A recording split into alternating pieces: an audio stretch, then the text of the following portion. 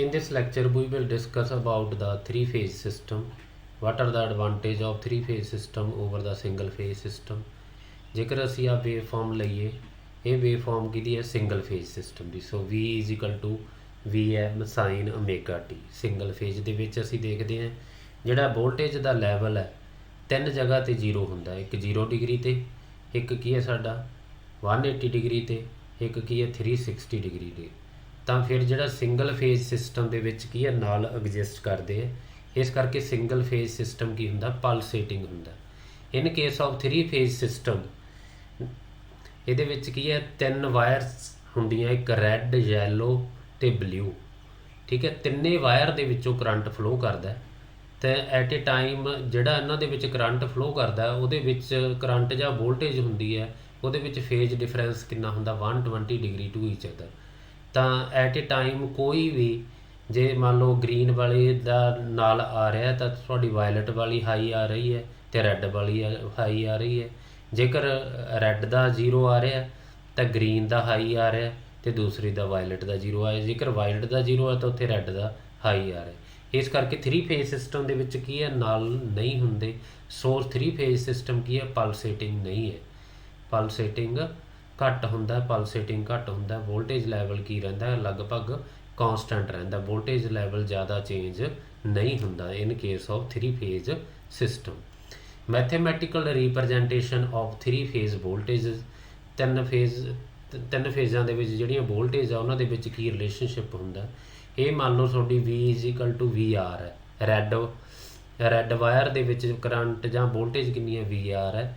ਅਤੇ ਠੀਕ ਹੈ, ਜਿਹੜੀ ਯੈਲੋ ਦੇ ਵਿੱਚ ਹੋਏਗੀ ਇਹ 120 ਡਿਗਰੀ ਕੀ ਹੈ? ਲੈਗ ਕਰੇਗੀ। ਯੈਲੋ ਨਾਲੋਂ ਕੀ ਹੈ? ਬਲਿਊ 120 ਡਿਗਰੀ ਕੀ ਕਰੇਗੀ? ਲੈਗ ਕਰੇਗੀ। ਯੈਲੋ ਨਾਲੋਂ ਅੱਗੇ ਕੀ ਹੈ? ਬਲਿਊ 120 ਡਿਗਰੀ ਲੈਗ ਕਰੇਗੀ। ਇਸ ਤਰ੍ਹਾਂ ਕਰਕੇ ਰੈੱਡ ਤੋਂ ਯੈਲੋ, ਯੈਲੋ ਤੋਂ ਬਲਿਊ 20 ਡਿਗਰੀ 120 ਡਿਗਰੀ ਕੀ ਹੈ? ਲੈਗ ਕਰ ਰਹੀਆਂ। ਅਸੀਂ ਇਸ ਤਰ੍ਹਾਂ ਵੀ ਕਹਿ ਸਕਦੇ ਹਾਂ ਵੀ VR ਤੋਂ ਬਲਿਊ ਵਾਲੀ ਕੀ ਹੈ 120 ਡਿਗਰੀ ਲੀਡ ਕਰ ਰਹੀ ਹੈ ਅਤੇ ਯੈਲੋ ਵਾਲੀ ਕੀ ਹੈ 120 ਡਿਗਰੀ ਲੈਗ ਕਰ ਰਹੀ ਹੈ। ਇਸ ਕਰਕੇ ਇਹਨਾਂ ਦੇ ਵਿੱਚ ਕਰੰਟ ਅਤੇ ਵੋਲਟੇਜ ਦਾ ਜਿਹੜਾ ਰਿਲੇਸ਼ਨਸ਼ਿਪ ਹੁੰਦਾ, ਵੋਲਟੇਜ ਹੁੰਦੀ ਹੈ ਪਹਿਲੇ ਫੇਜ਼ ਦੇ ਵਿੱਚ ਮੰਨ ਲਓ voltage V is equal to VM sine omega t ਹੈਗਾ। ਠੀਕ ਹੈ, ਤਾਂ ਦੂਸਰੇ ਫੇਜ਼ ਦੇ ਵਿੱਚ ਯੈਲੋ ਵਾਲੇ 'ਚ ਕਿੰਨਾ ਹੋਊਗਾ? VM sine omega T minus 120 degree. ਅਤੇ ਜਿਹੜਾ ਬਲਿਊ ਵਾਲਾ ਜਾਂ ਬਲੈਕ ਵਾਲਾ ਇਹਦੇ 'ਚ ਹੋਏਗਾ VM sine omega T plus 120 degree. ਜੇਕਰ ਅਸੀਂ ਲੀਡ ਮੰਨਦੇ ਹਾਂ, ਜੇਕਰ ਅਸੀਂ ਲੈਗ ਮੰਨਦੇ ਹਾਂ ਤਾਂ ਇਹਦੇ ਨਾਲੋਂ ਕਿੰਨਾ ਹੋਊਗਾ? 240 ਡਿਗਰੀ ਲੈਗ ਕਰੇਗਾ। ਇਹ ਹੈ mathematical representation of three phase voltage. Now what are the advantages of three phase system over the single phase system? ਪਹਿਲਾ ਪੁਆਇੰਟ ਹੈਗਾ more output. In case of three phase system for same size the output of polyphase machine is always higher than that of the single phase machine।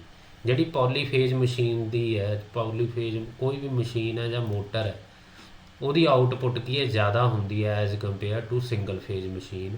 Typically ਜਿਹੜਾ ਦੇਖਿਆ ਗਿਆ ਜਿਹੜਾ three phase machine ਕੀ ਹੈ 45% higher output ਦਿੰਦੀਆਂ as compare to the single phase system. 40% higher output ਹੁੰਦੀ ਹੈ polyphase machine ਦੀ। ਸੈਕਿੰਡ ਕੀ ਹੈ? Smaller size. For producing the same output the size of three phase machine is always smaller than that of the single phase machine। This factor is important in the urban area where the space is an important factor। Third ਕੀ ਹੈ? three phase motors are self starting। ਸਾਨੂੰ ਪਤਾ ਹੈ ਵੀ ਜਿਹੜਾ single phase ਦੇ ਵਿੱਚ ਹੁੰਦਾ ਨਾਲ exist ਕਰਦੇ ਆ, ਇਸ ਕਰਕੇ ਸਿੰਗਲ ਫੇਜ਼ ਦੇ ਵਿੱਚ ਸਾਨੂੰ ਸਟਾਰਟਰ ਦੀ ਲੋੜ ਪੈਂਦੀ ਹੈ। ਥਰੀ ਫੇਜ਼ ਸਿਸਟਮ ਦੇ ਵਿੱਚ ਕਿਸੇ ਵੀ ਜਗ੍ਹਾ 'ਤੇ ਵੋਲਟੇਜ ਦਾ ਲੈਵਲ ਕੀ ਹੈ 0 ਨਹੀਂ ਹੁੰਦਾ। ਇਸ ਕਰਕੇ ਥਰੀ ਫੇਜ਼ ਮੋਟਰਸ ਇਹ ਕੀ ਹੁੰਦੀਆਂ? ਸੈਲਫ ਸਟਾਰਟਿੰਗ ਹੁੰਦਾ। Three phase supply is capable of producing the rotating magnetic field when applied to the stationary winding। The three phase motors are self-starting। The single phase motors need to use an additional starter winding।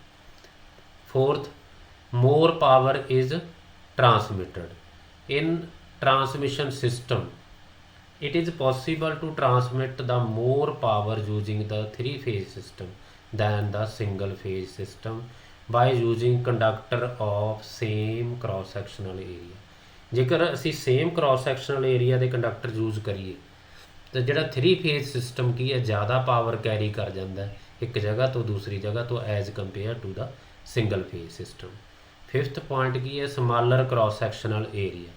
if the amount of power is to be transmitted same amount of power ਅਸੀਂ transmit ਕਰਨਾ ਚਾਹੁੰਦੇ ਹਾਂ, then the cross sectional area of conductor ਜਿਹੜੀਆਂ wires transmission lines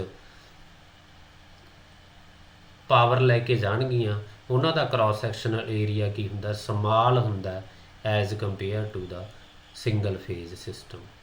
so smaller cross sectional area of conductor, ਇਸ ਕਰਕੇ thinner virus ਜਿਹੜੀਆਂ ਕੀ carry ਕਰਕੇ ਲਿਜਾ ਸਕਦੀਆਂ in case of 3 phase system with same amount of power in case of 3 phase system than the single phase system. Next ਕੀ ਆ, horsepower rating of 3 phase motor. ਜਿਹੜੀ 3 phase motor ਦੀ horsepower rating and KVA rating of 3 phase transformer. 3 phase transformer ਦੀ KVA rating ਤੇ 3 phase motor ਦੀ ਕੀ horsepower rating about 150 greater then ਹੁੰਦੀ ਹੈ, 150% greater than that of the single phase motor or transformer with same frame size. ਜੇਕਰ frame size ਅਸੀਂ ਉਨਾ ਹੀ ਰੱਖੀਏ ਤਾਂ 3 ਫੇਜ਼ ਮੋਟਰ ਜਾਂ 3 ਫੇਜ਼ ਟਰਾਂਸਫਾਰਮਰ ਦੀ ਜਿਹੜੀ ਪਾਵਰ ਰੇਟਿੰਗ ਕੀ ਹੈ 150% ਜ਼ਿਆਦਾ ਹੁੰਦੀ ਹੈ than single phase transformer or motor.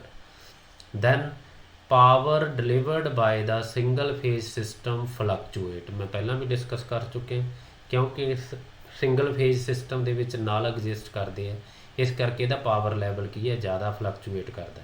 This power falls to 0 3 times during each cycle. ਇੱਕ ਸਾਈਕਲ ਦੇ ਵਿੱਚ 3 ਵਾਰੀ 0 ਹੁੰਦਾ, ਇੱਕ 0 ਵੇਲੇ, ਇੱਕ 180 ਵੇਲੇ ਤੇ 360 ਵੇਲੇ। The power